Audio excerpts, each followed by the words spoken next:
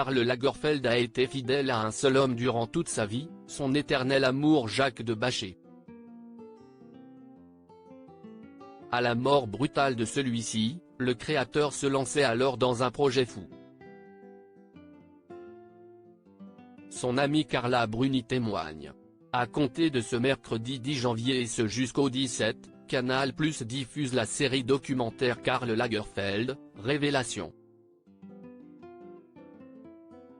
On y découvre de nombreux témoignages de proches du célèbre couturier, mort le 19 février 2019, laissant derrière lui sa légende intacte. Notamment Carla Bruni, l'une de ses fidèles muses et amies. La chanteuse et ancienne première dame évoque l'un des derniers projets les plus fous du créateur allemand, après la mort brutale de l'amour de sa vie Jacques de Bachet. Si est-il la maladie, le sida, qui a emporté Jacques de Bachet. Un homme qui a partagé plus de 18 ans de la vie de Karl Lagerfeld et qui a laissé un vide sans précédent.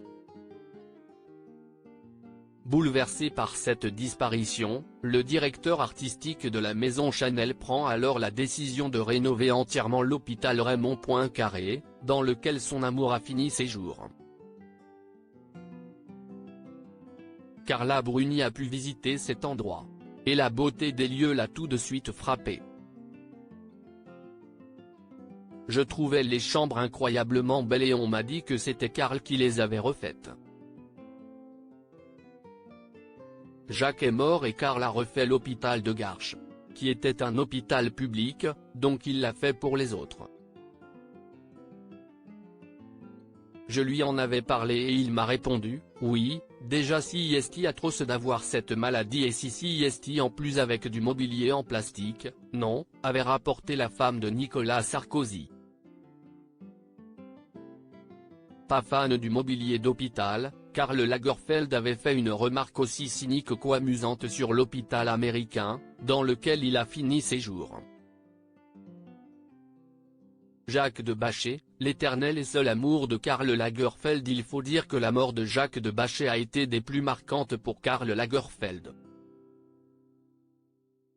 Dans le divan de Marc-Olivier Fogiel il y a quelques années, le créateur avait évoqué cet homme si important pour lui. Ce premier grand amour rencontré en 1971.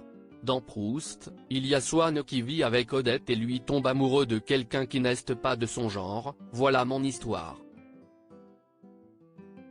Cela n'empêchait pas une affection réelle, profonde et définitive avec Jacques, avait-il fait savoir.